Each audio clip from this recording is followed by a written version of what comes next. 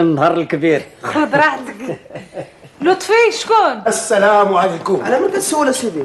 سمحوا لي اللي اقتحمت الوحده ديالكم والخلوه ديالكم. نقدم لكم نفسي، انا نعطي الفراقش. انت الفراقش؟ نعم. ويلي سيدي على قلة السميات، كون سميتي راسك المعطي الكراوع. سمحي لي لا نقول لك بانني انا مبعوث السيد الوزير وجيت باش نتلاقى شخصيا مع السي مربوح. ناري قفرتي يا ولد امي متي.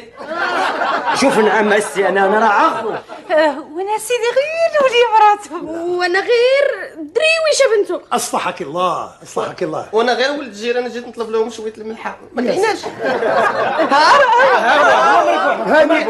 هانئا السي مربوح، واسمح لي نهنيك على الاستجواب ديالك لدرجه ان السيد الوزير اعجب بالتدخلات ديالك. كتعبير السي مربوح على الاعجاب ديال السيد الوزير كيبعث لك بواحد الهديه رمزيه لك والعائله الكريمه. شكرا. تفضل السي مربوح. كنظن السي مربوح دويتي على السكر في الاستجواب ديالك. قلب السكر. المهم السيد الوزير كيتمنى انه يتلاقى بك ويجتمع معك. تصرف. خاصك تقول لنا امتى باش توجد راسك. اجي نديرو غدا في الشتا ونشف قهوه اغرم السي مربوح، هذا راه وزير. ندير مع الوزير بالحديقه. لا اسمح لي، انا عندي فكره.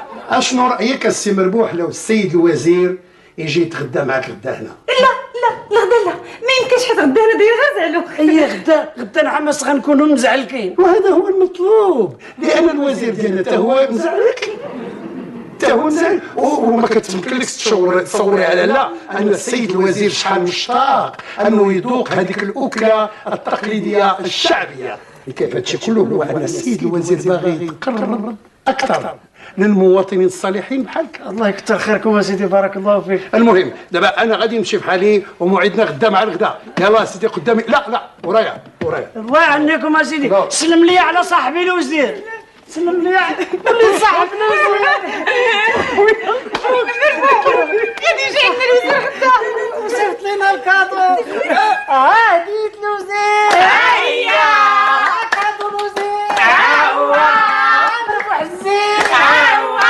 مبروك عليك.